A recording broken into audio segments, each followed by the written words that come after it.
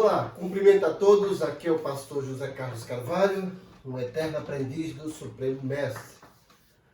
Vamos hoje tecer aqui os comentários da lição número 7, que tem como título Paulo, o plantador de igreja.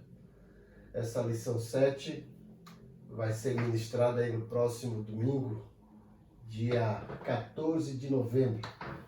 O meu desejo é que Deus use cada um de vocês, professores, com sabedoria, com unção e também com dinamismo para transmitir essa lição para os seus alunos. Não apenas transmitir, mas corresponder a todos os objetivos, fazendo com que os alunos também se motivem para serem vocacionados por Deus para fazer diferença nesse mundo que estamos vivendo. O nosso texto áureo encontra-se em 1 Coríntios capítulo 3, versículo 6, que diz o seguinte: eu plantei, Apolo regou, mas Deus deu o crescimento. Esse é o texto do apóstolo Paulo falando à igreja de Corinto. E esse texto nos leva a mostrar que tudo vem de Deus. O resultado final vem de Deus. Nós somos instrumentos de Deus para fazer a obra dele. E como instrumentos de Deus precisamos da unção do Espírito Santo. E também a gente vê nesse texto que ninguém faz nada sozinho. Paulo fala que ele fez a parte dele, Apolo fez a parte dele. Paulo plantou, Apolo regou. Mas aí o crescimento, o desenvolvimento da igreja como um todo vem de Deus através do seu Santo Espírito, certo? Dando sequência aqui, a nossa verdade prática é que a experiência com Cristo é o mais poderoso fator motivacional para plantar a igreja. Paulo teve essa experiência com Jesus e ele saiu de lá deveras motivado. E Deus o usa de uma forma poderosa para fundar e plantar igrejas. E cada um dos alunos também tem que ter essa experiência com Cristo e essa motivação. E especificamente uma motivação e uma vocação para fazer isso. Então essa é a verdade prática da lição e o professor deve se ater a isso. Os objetivos. O primeiro objetivo geral é motivar a igreja local para plantar mais igrejas. Uma igreja precisa se multiplicar, precisa se envolver, como a gente vê no livro de Atos.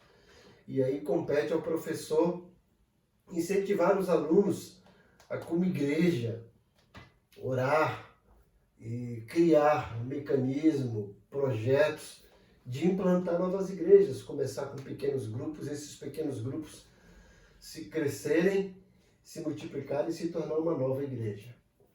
Os objetivos específicos. O primeiro deles é mostrar que Paulo foi um desbravador sobre uma gloriosa obrigação. Segundo é sinalizar a igreja de Antioquia como ponto de partida para o crescimento da igreja. Então, quando a gente lê Atos 13, a gente fica impactado pelo projeto de vida que tinha a igreja de Antioquia. E aquela motivação, aquele entusiasmo de expandir o reino de Deus, mandando missionários, no caso Paulo e Barnabé, para o campo, para fundar e para plantar novas igrejas. E o terceiro objetivo específico é pontuar as características de um plantador de igreja. Então vamos ver um pouco do perfil aqui de Paulo como plantador e trazer para as nossas igrejas, para a nossa época atual, esse perfil, essas características que devem fazer parte de um plantador de igrejas. O nosso ponto central é que a experiência com Cristo é o fator motivacional para plantar igrejas. Então, o professor tem que mostrar isso, né? A motivação para plantar igrejas, ela nasce da nossa experiência com Cristo. Jesus veio aqui, treinou 12 discípulos que posteriormente se tornaram apóstolos, e eles deram continuidade ao ministério de Jesus, plantando e fazendo com que a igreja crescesse. E essa mesma motivação deve fazer parte de cada um de nós agora no terceiro milênio, no século 21. Nessa lição, perceberemos o quanto o apóstolo Paulo, com aquele espírito desbravador, se relaciona com a origem do movimento pentecostal no mundo. Eu não diria apenas o movimento pentecostal, né? Mas esses movimentos de crescimento de igreja, essas novas denominações. Paulo tem um pouco disso.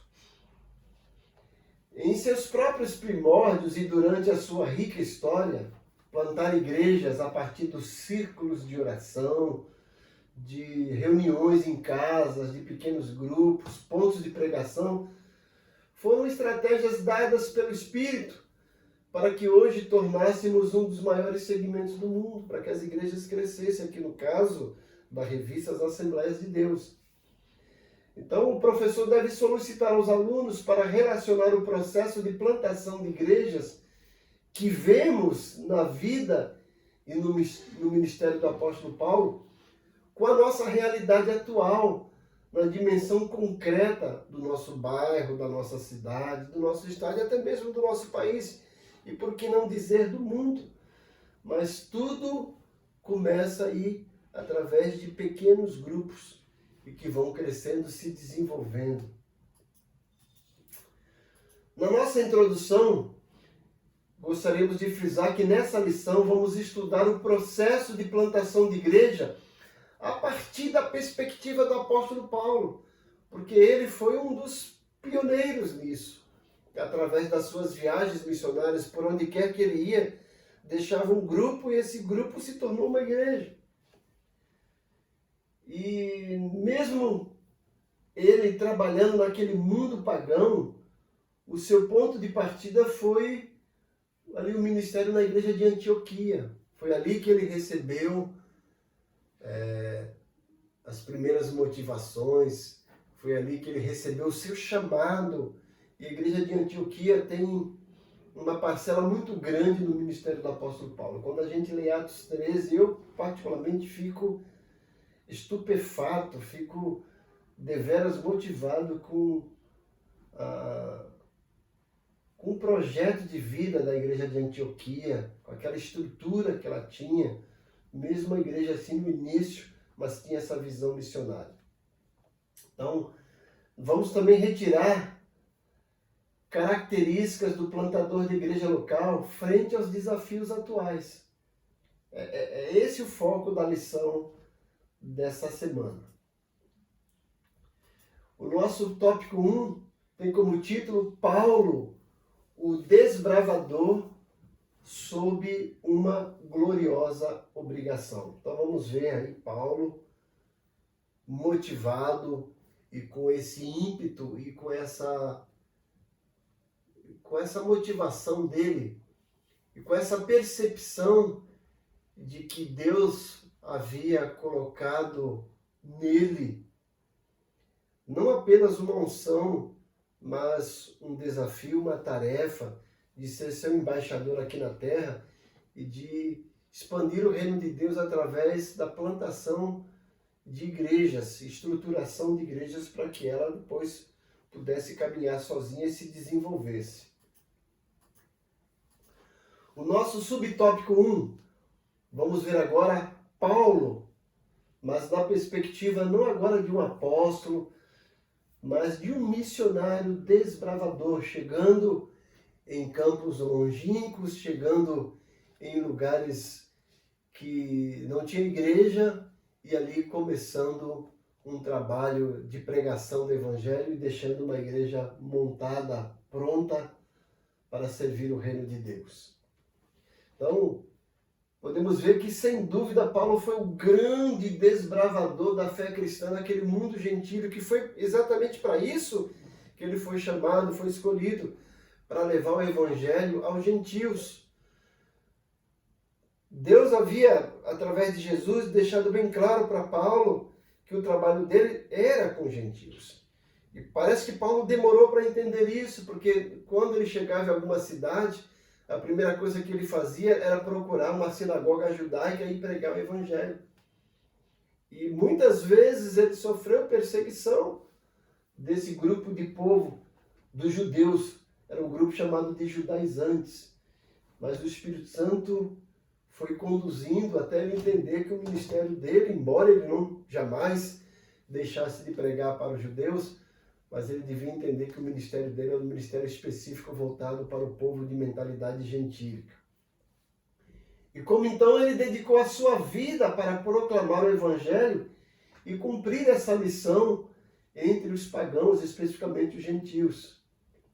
Paulo contribuiu de uma forma grandiosa na implantação de inúmeras igrejas e no crescimento da fé cristã. Não houve quem plantasse tantas igrejas em tão pouco tempo como o apóstolo dos gentios. Sua vida e ministério nos constrange e nos impulsiona a semear o evangelho e a plantar igreja em lugares onde pessoas nunca ouviram falar do evangelho das boas novas. Podemos ver isso em Romanos 15 e 20. Então, quando a gente olha para o Novo Testamento, a gente vê lá a igreja aos Romanos, aos Coríntios, a igreja dos Gálatas, dos Efésios, a igreja dos Colossenses, a igreja dos Tessalonicenses, dos Filipenses. Foram igrejas que foram iniciadas através do ministério do apóstolo Paulo. E Paulo deixou lá um grupo bem estruturado, com pastores, para dirigir aquelas igrejas, e elas se multiplicaram. Então, cabe aqui ao professor trabalhar nesse tópico a figura de Paulo, não agora como um apóstolo, mas especificamente como desbravador, entrando em lugares e levando o evangelho e deixando ali uma igreja fundada, uma igreja montada, estruturada. O nosso segundo tópico tem como título Uma Gloriosa Obrigação. Paulo entendia isso, que ele tinha uma obrigação, além de prazer, mas ele se sentia numa obrigação. Ele mesmo fala, ai de mim se não pregar o evangelho. E ele foi chamado por Cristo para realmente isso, para pregar o evangelho aos gentios. E por diversas vezes a gente encontra na Bíblia, saindo dos próprios lábios de Paulo, a expressão, eu, Paulo, sou prisioneiro de Jesus por vós, os gentios, como a gente lê em Efésios 3:1. O compromisso dele com os gentios estava firmado em Cristo, como o Senhor da nossa vida. E nesse sentido, a vida de Paulo, a sua ousadia, a sua coragem e precisão no ministério de plantação de igreja, levam em conta esse compromisso que ele tinha com Cristo. Ele mesmo fala em 1 Coríntios 9,16, pois me é imposta essa obrigação, e ai de mim se não anunciar o evangelho. Então Paulo encara esse ministério dele, essa vocação, essa missão, como uma obrigação. Ele entende que isso estava no coração dele, ele se sentia obrigado, compungido, impulsionado a fazer isso. E assim Paulo passou a pregar o evangelho de uma forma ousada, pregando Cristo nas sinagogas, anunciando em praças públicas, anunciando ali em beira-mar, nas casas, anunciando que Jesus é o Filho de Deus. E essa ousadia e coragem, tanto Paulo recebeu diretamente do Espírito Santo, como nós hoje também precisamos receber do Espírito Santo e entender que também deve fazer parte da nossa vida, não apenas como prazer, mas como obrigação de pregar o Evangelho e fazer com que o reino de Deus cresça através de implantação de novas igrejas. Estamos carentes disso. Quanto mais igrejas, graças a Deus, melhor. Né? O terceiro tópico é plantação de igrejas, uma parceria. Então, a plantação de igrejas novas envolve um trabalho conjunto, um trabalho duplo. Um trabalho da parte do homem e da parte de Deus. Entendemos que nós somos servos e que plantamos igrejas como sementes na terra. E nas cartas de Paulo, a imagem da plantação aparece em especial na primeira carta aos Coríntios. Ele mesmo isso deixa bem claro. Ele coloca a igreja como lavoura. Ele mesmo diz, eu plantei, Apolo regou, mas Deus é que dá o crescimento.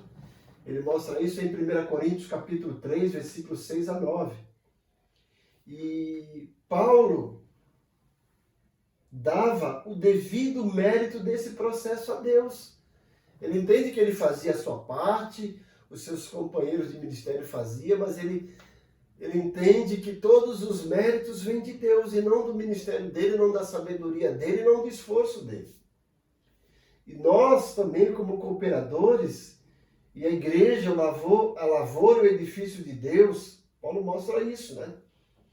Nesse divino ministério de plantação de igreja, à luz do ensino de Paulo, fica claro que o trabalho de semear e plantar é nosso. Mas quem faz germinar, frutificar, crescer, desenvolver é Deus. Ele que é o Senhor da igreja. Deus e o homem cooperam na plantação de igrejas. Embora Deus não precise de nós, mas Ele confia a nós esse ministério. Ele quer que nós participemos desse ministério. E Ele entra com a unção, com a sabedoria, com as orientações, e nós com o trabalho. Deus quer que sejamos sócios dele nesse projeto de plantação de igrejas. É essa a ênfase do subtópico 3. E a síntese do tópico 3 é que o apóstolo Paulo foi um desbravador de Cristo e que ele entendia que estava debaixo de uma gloriosa obrigação. Ele se sentia obrigado, devedor, mas ele entendia que essa obrigação não era uma obrigação pesada, pesarosa, mas era prazerosa e era deveras gloriosa. No nosso subsídio pedagógico, o professor tem que levar em conta as seguintes estratégias para começar a aula em classe e partindo de alguns fatores. A orientação é que inicia a aula com uma oração. Eu vou mais além, acho que o professor deve chegar mais cedo na classe, né? Preparar um ambiente, ver se precisa arrumar alguma coisa, né? Usar um pouquinho de criatividade, fazer um quebra-gelo. E a orientação nessa lição é para distribuir 7 tirinhas com a referência bíblica de acordo com a ordem da seção leitura diária que vem lá na revista. Peça para cada aluno ler a referência bíblica recebida. Isso você vai fazer com que os alunos se sintam mais desinibidos e você vai procurar encontrar ali talentos nos seus alunos. Mas é bom que você leve em conta a ordem conforme a seção da leitura diária, né? O que vem na segunda, na terça e na quarta. Essa ação ajudará a quebrar o gelo na classe e introduzir o assunto, né? Deixe os alunos bem à vontade, faça isso de uma forma dinâmica, não como algo que é cobrado, como um feitor. Não, né? Esteja ali como um professor amigo que quer que os alunos se desenvolvam e se desinibam. O nosso tópico 2. Antioquia, o ponto de partida para o crescimento da igreja. Então esse tópico 2 vai mostrar a igreja de Antioquia como uma das primeiras agências missionárias no Novo Testamento. Eu disse uma das primeiras, não era a primeira, né? Porque tudo começa em Jerusalém. Mas Antioquia superou a igreja de Jerusalém no sentido de plantação de igreja e missões. Quando eu olho, mais uma vez eu falo, quando eu olho para Atos 13, eu fico impressionado com a estrutura da igreja de Antioquia. Vamos lá então para o nosso subtópico 1, uma igreja missionária. Então a igreja de Antioquia era uma igreja rica. Quando a gente lê Atos 13, de 1 a 3, né? Fala que havia em Antioquia profetas e mestres. Então, era uma igreja rica em liderança, uma liderança que eu falo hoje que era um ministério colegiado. Tinha ali profetas e mestres, pessoas que trabalhavam no ensino e na pregação da palavra. E nesse grupo havia aí esses profetas e mestres, olha lá, Barnabé, Simeão, que foi apelidado de Níger, Lúcio de Cirene e ainda Manaém, companheiro de infância do tetrarca Herodes. E, no caso aí, dentre eles aparece Saulo. Está lá no versículo 1. Então, Antioquia foi o ponto de partida de Paulo para a extraordinária obra de plantar igreja entre os gentios. Na sua primeira viagem, juntamente com Barnabé, depois de jejum, oração, imposição de mãos da igreja de Antioquia, ele é enviado ao vasto campo do mundo gentílico para pregar o evangelho e plantar igrejas. Então, veja aí que visão missionária daquela igreja e como a gente pode aprender. Missões começam na igreja.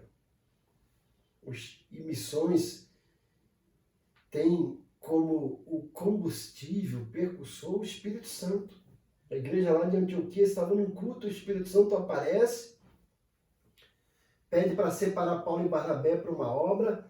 A igreja entende imediatamente isso, ora, obedece à voz do Espírito Santo, impõe as mãos ali, mostrando que está dando autonomia e autoridade para esses primeiros missionários saírem para fazerem a vontade de Deus, plantando igreja ali no mundo gentílico. Que coisa fantástica essa igreja de Antioquia. O nosso subtópico 2 vai tratar aqui na primeira viagem do apóstolo Paulo.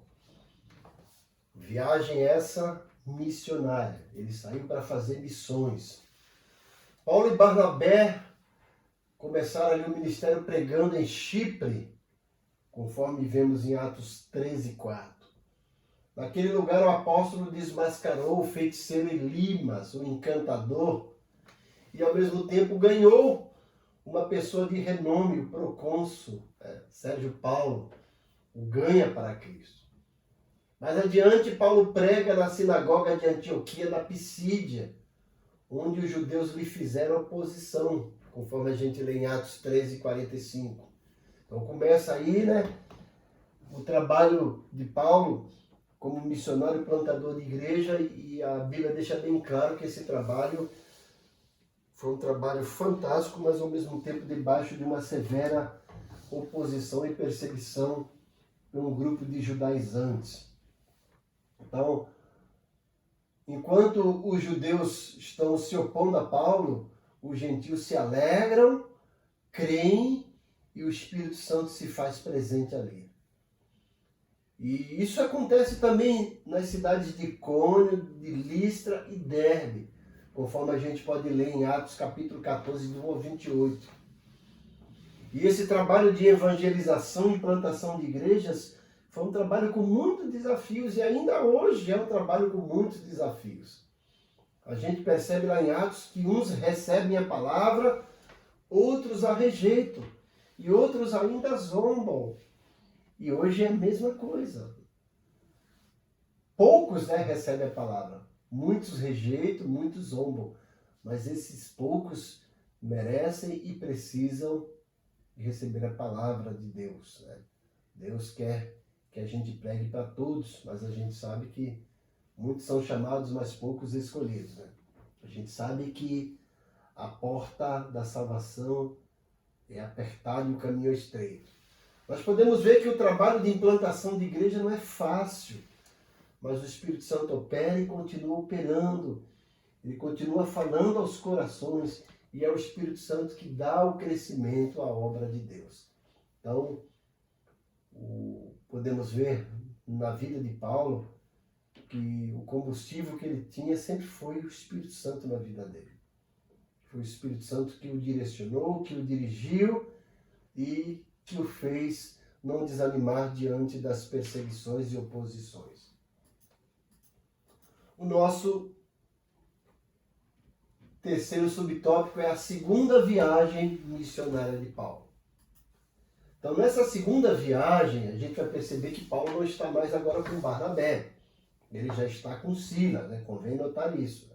Houve um desentendimento de Paulo e Barnabé por causa de João Marcos. E na segunda viagem, ele parte com Silas para essa segunda viagem missionária. Mas essa viagem acontece depois daquele concílio de Jerusalém que a gente vê em Atos 15. Paulo visita as igrejas já plantadas a partir das regiões do Oriente para o Ocidente, envolvendo tanto a Ásia e a Europa. E de fato, nessa segunda viagem, houve uma mudança de rumo sob a direção do Espírito. Quando Paulo teve uma visão de um varão macedônio que dizia: passa a Macedônia e ajuda-nos. Né? Então a gente percebe todo o trajeto, né? A gente percebe lá a rota de Paulo, é uma rota traçada pelo Espírito Santo.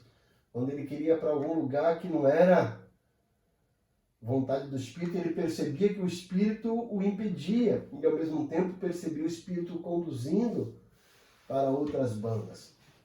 Paulo empreende uma viagem que incluía Derbe, Listra, Troas, Filipos, Tessalônica, Bereia, Atenas, aí a grande cidade de Corinto, que Paulo fundou a igreja e depois mandou 2 cartas, e também a igreja de Éfeso. Só aqui a gente vê aqui, ó, igrejas que Paulo fundou e que depois mandou carta.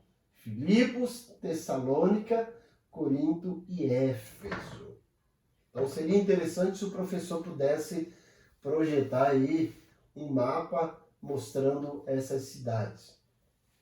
Outras cidades também foram alcançadas pelo ímpeto evangelístico do apóstolo e inúmeras igrejas foram plantadas.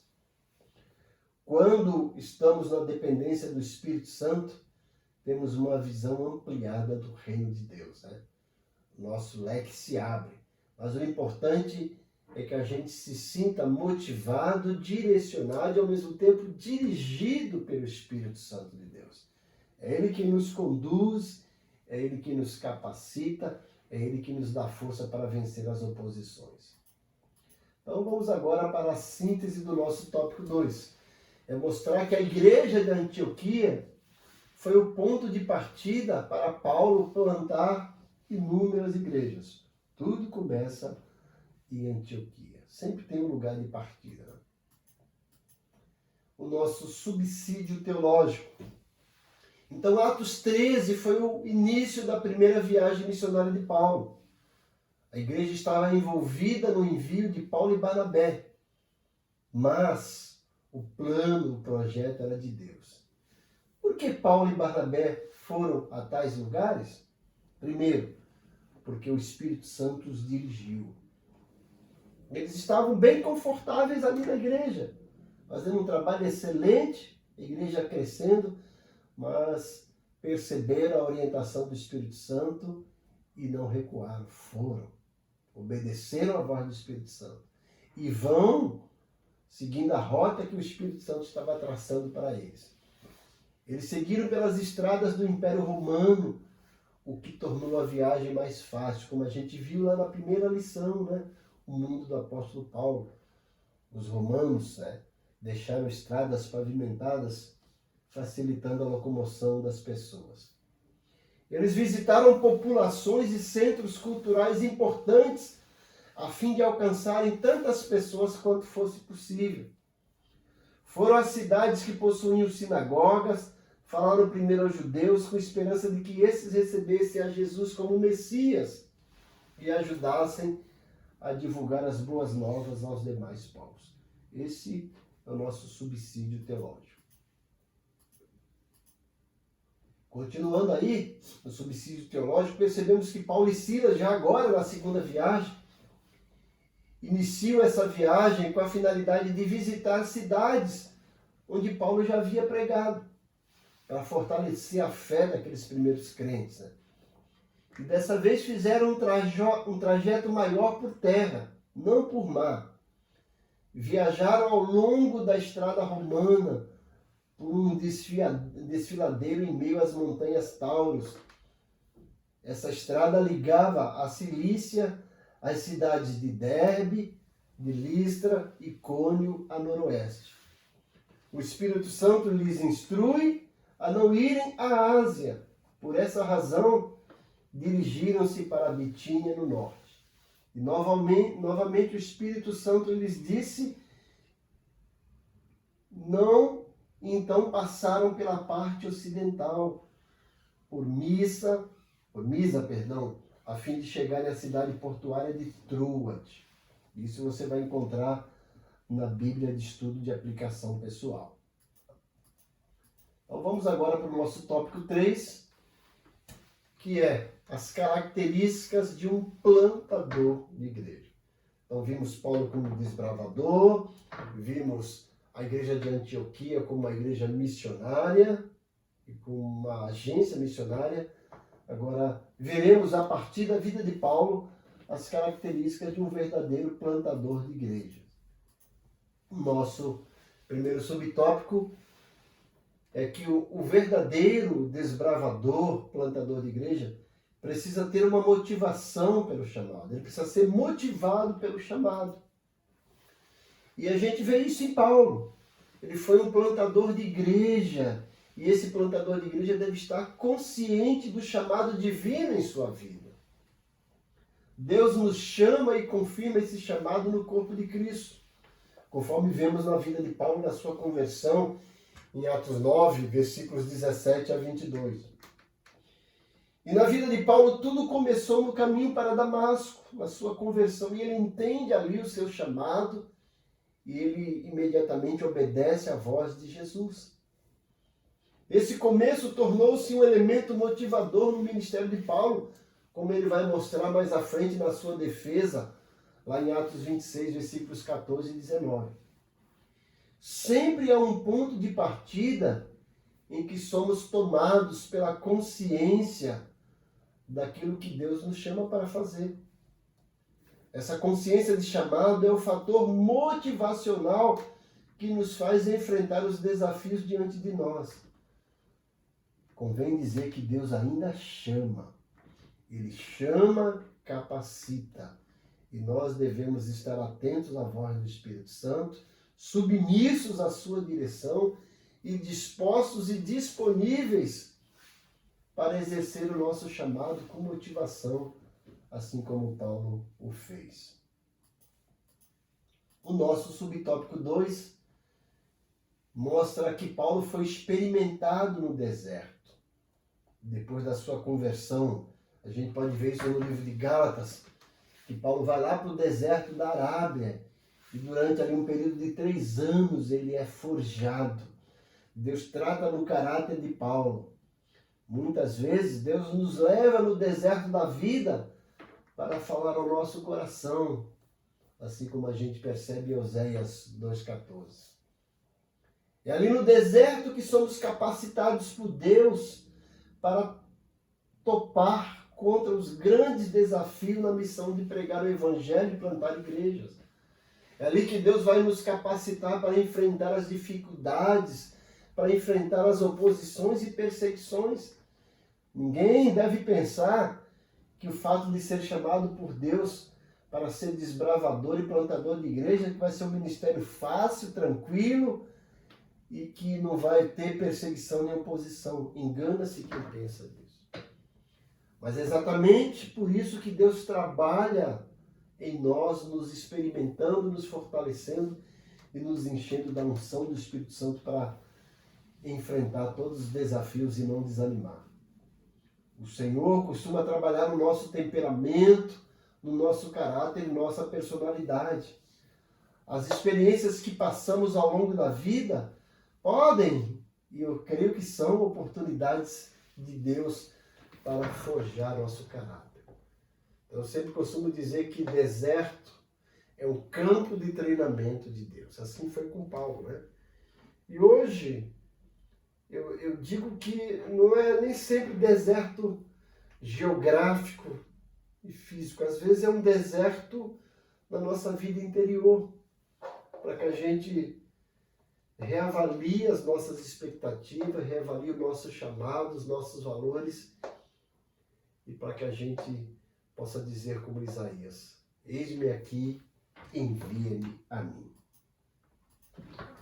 Vamos então agora para o nosso subtópico 3. A igreja segundo as Escrituras. Então podemos perceber que toda a estratégia de um plantador de igreja deve levar em conta as Sagradas Escrituras. Temos que olhar para a Bíblia. A Bíblia é o nosso manual. Na Bíblia vemos que igreja local é um lugar onde devemos ter um relacionamento pessoal com Deus, onde há amor pelo pecador, onde há batismo no Espírito para o exercício do serviço, para a profusão dos dons espirituais, ministeriais e de serviço, conforme podemos ver em 1 Coríntios 12, do 28 ao 31. A igreja local há de ser autoridade do alto para, através do Espírito Santo, expulsar demônios, curar enfermos. Precisa haver pregação fiel da palavra de Deus com autoridade do Espírito.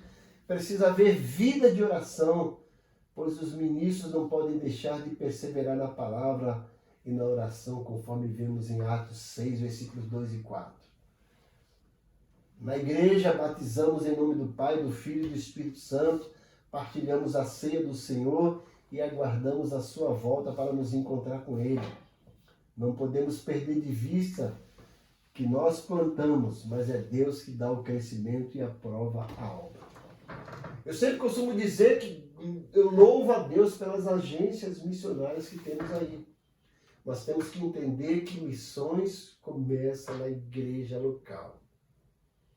É a igreja local que chama a pessoa, o membro, para o ministério, que o capacita e que o envia para o treinamento e envia segundo a escolha do Espírito Santo. Precisamos entender, gente, o valor da igreja local.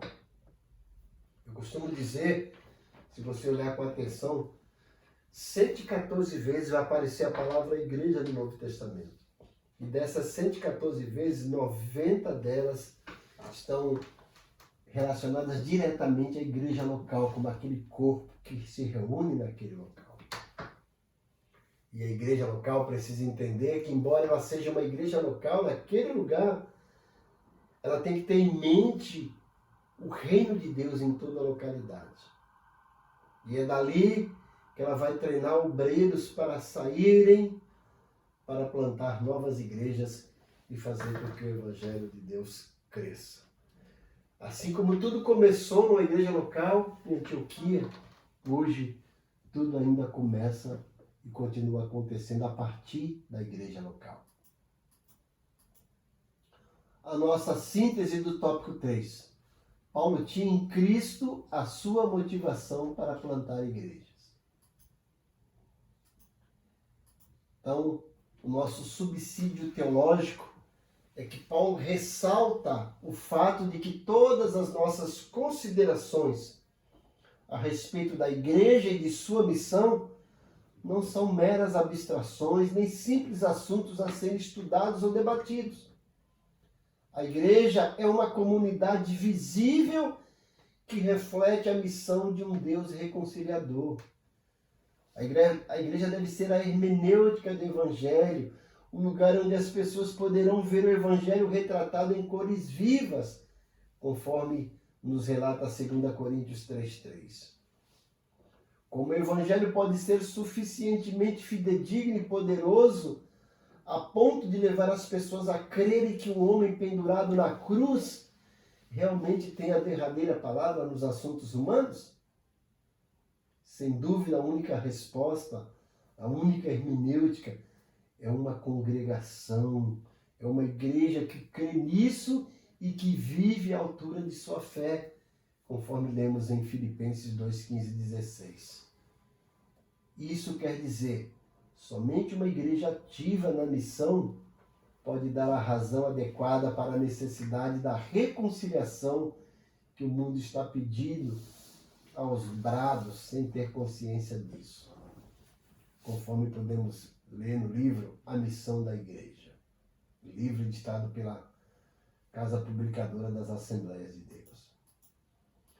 concluindo a nossa lição, vimos que muitos episódios na vida do apóstolo Paulo aumentaram sua visão para expandir a igreja por todas as partes.